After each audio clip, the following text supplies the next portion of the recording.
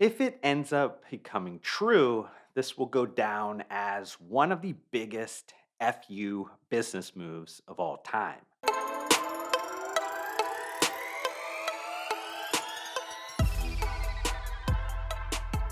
So I'll decode that introductory statement a bit later in this content, but first, a lot has happened since the parent company of Bang Energy filed for Chapter 11 bankruptcy protection on October 10th of 2022.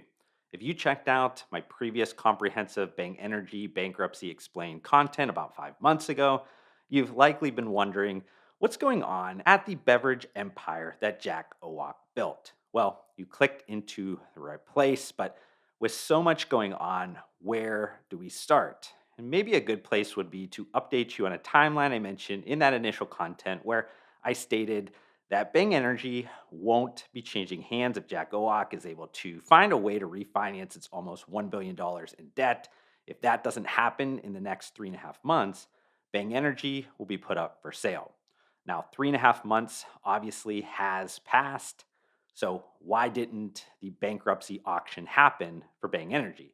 It's a bit complicated, but a few things were at play here. Firstly, this is a highly contested case that involves a lot of egos, emotions, and competitors being the largest creditors, which has ballooned the total court documents to over 1,000 and counting. Secondly, the original debtor in possession or DIP financing was challenged by the U.S. Trustee's Office as they believed it improperly rolled up pre petition debt. This was approved in mid January and upsized to handle the needed cash burn from revenue decline at Bang Energy.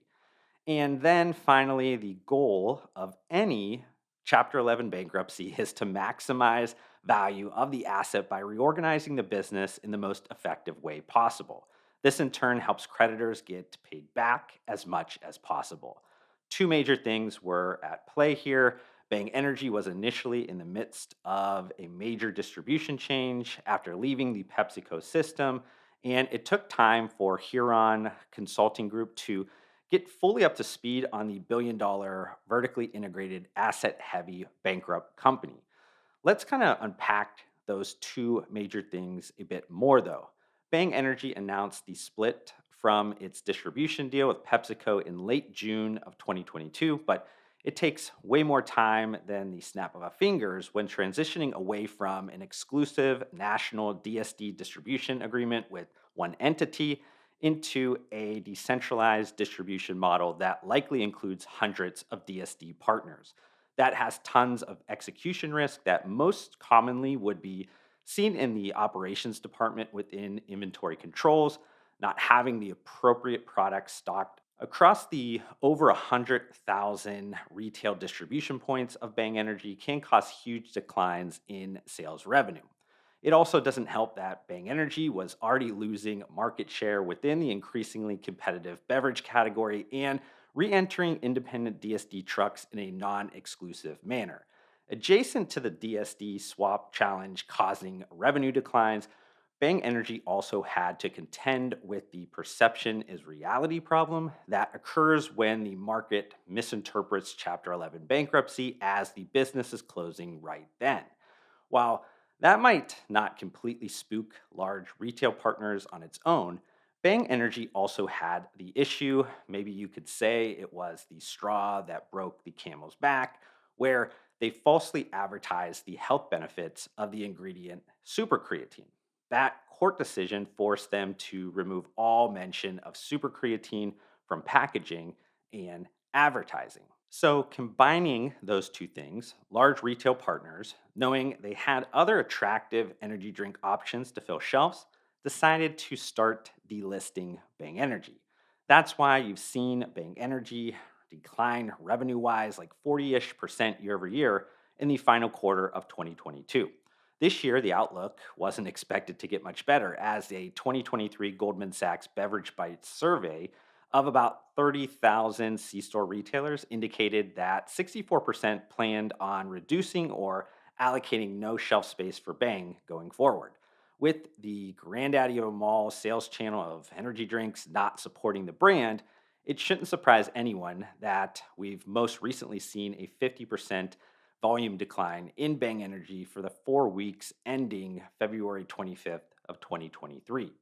The other major thing to unpack here is that it has taken the Huron Consulting Group a bit more time to get fully up to speed on the billion-dollar vertically integrated asset heavy bankrupt company. For those that maybe have never heard of Huron Consulting Group, they are a publicly traded management consulting firm that has been hired to maximize value of the asset by reorganizing the business in the most effective way possible. As part of the early Huron consulting and or probably like the bankers recommendations, they started injecting outside leadership voices inside Bang Energy and on its board of directors. This is a common practice to change the balance of power when a company is owned wholly by its founder, CEO, and executive of the board. First, it made John DiDonato, Huron Consulting's managing director, Bang Energy's chief transformation officer, and then additionally, food and beverage industry veteran Kathy Cole was hired as chief operating officer to oversee the integration of a new high performance operations model. But she only lasts about 2 to 3 months for, I don't really know, but I would guess it's probably something for philosophical reasons. But regardless, Huron Consulting has been working in the background to stabilize the business. The interesting thing about Chapter 11 bankruptcy is that you get to peek into the books of private companies because they are required to submit monthly financial statements to the bankruptcy court. The latest available would be January of 2023, where Bang Energy, through its main account, they also have several other ones, but my guess would be it's only going to add a few incremental dollars here, had monthly net revenues of just over $30 million. Now, at that sales level and great margin that Bang Energy has, that would create a small operating profit. But with the millions in legal fees and interest expense to service the debt, it was negative more than $9 million dollars on a net basis in January of 2023. As it validates UPC scan data mentioned earlier, revenues of Bang Energy have been falling hard, which always throws a monkey wrench into things. So, a cost optimization plan has been put in motion that included a large SKU rationalization, a commercial real estate sale and leaseback strategy, and cuts to the marketing spend, just to kind of name a few actions. Though Jack Owoc had been publicly touting how Bang Energy was on track to complete the greatest comeback in beverage history, my guess is that he also started seeing the writing on the wall. So, with not many viable options left to save his company that he birthed 30 years ago, Jack Owoc leaked the potential of a Hail Mary move in mid January through a social media post on Instagram. He stated that Bang Energy was working on an initial public offering or an IPO. Now, I have no idea the level of seriousness, but I kind of never saw an S1 document filed with the SEC, which is the first kind of kickoff step to becoming a publicly traded company. That Instagram post has since been edited, likely because the SEC has strict communication guidelines when it comes to its IPOs. It's what the SEC refers to as gun jumping, which generally is when a business violates rules around sharing information too soon or without public discourse, typically regarding IPOs or mergers. But let's just say hypothetically Jack Owoc had major interest in taking his company public. Is that even possible? I'm obviously not a securities lawyer, so maybe there's a law or regulation I don't know about that puts a kibosh on this right off the bat. But even without that, he'd face massive uphill battles to get creditors to agree to that plan. Remember, the biggest unsecured creditors are competitors, with Monster Energy and PepsiCo amounting to well over a $500 million just themselves. Another thing would be that any company operating under bankruptcy laws no longer qualify for listings on major exchanges like the NASDAQ or the New York Stock Exchange. So either Bang Energy would have to list on the over the counter market that would not have the firepower to raise enough anyways, or Bang Energy would first need to get out of bankruptcy, which is the problem already, right? If Bang Energy had buyers lined up that were Team Jack and interested in paying such a high number that the creditors and bankruptcy court would approve, then that would have already happened before a bankruptcy was even filed. Finally, the public markets are not a place for companies with a stark year over year declining sales trend. At about $300 or $400 million run rate now, declining sales of 40 or 50% year over year, and them being unprofitable because of this debt load, you'd struggle to get a $1 billion valuation, which is below the total debt, anyways. Now, I know Celsius Holdings get blah, blah, blah revenue multiple, but right now, in March 2023, I'm sorry, but you couldn't come up with a further comp than these two energy drink brands. Okay, so we're basically kind of caught up on everything and now can get into some of the most recent bombshell headlines. A few weeks ago, Monster Energy filed a motion in a California federal court seeking an additional $167 million in its false advertising suit against Bang Energy for punitive damages, lawyers' fees, and unjust profits. Talk about putting the foot on the throat of a competitor. But wait, it might get worse fast. Then, a few days ago, a press release comes out by Bang Energy that says the board of directors acknowledged Jack Owoc's vision in founding this leading brand and creating a world class product in the energy drinks category. But he has been relieved of his CEO and chairman of the board duties.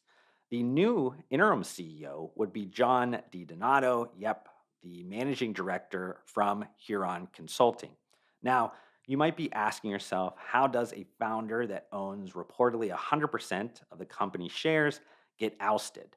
It would likely be from a vote of no confidence from the board of directors. A no confidence vote effectively removes a person from an influential position before more damage can be done to the organization. Here's the thing about these hostile takeover measures. When you mix them with someone like Jack Owoc, who has a brash personality, a counterattack is likely. This would generate unexpected consequences that can be damaging over the long term to the organization and to the people in it. So that's why you're seeing now like court documents come up for them trying to take away his soapbox, so like his social media accounts because he has over 1 million followers. But then you must ask yourself, why now would the board of directors oust Jack Owoc? Again, all speculation at this point, but I believe Monster Energy requested due diligence on a potential transaction. Huron Consulting, bankers, and the board of directors were interested for a number of reasons I'll explain next, and Jack Owoc went nuclear after realizing that his most hated rival, Monster Energy, could very well acquire Bang Energy. Huron Consulting, bankers, and the board of directors are essentially fiduciaries to the creditors to maximize the bankrupt asset's value. They must consider all offers, especially those that would be considering a strong stalking horse bid. And I know this like bankruptcy jargon isn't too familiar for most of you. So, a stalking horse bid is an initial bid on the assets of a bankrupt company, setting the low end bidding bar so that other bidders can't underbid that purchase price.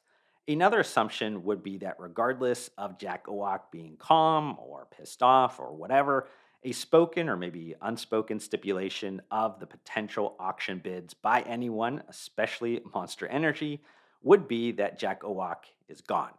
That was always going to be the case if the bankruptcy went to a non friendly party transaction.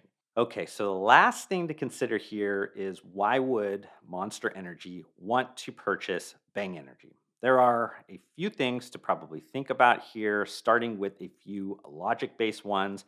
First, you have to consider they are the biggest creditor, so they likely would get a nice discount.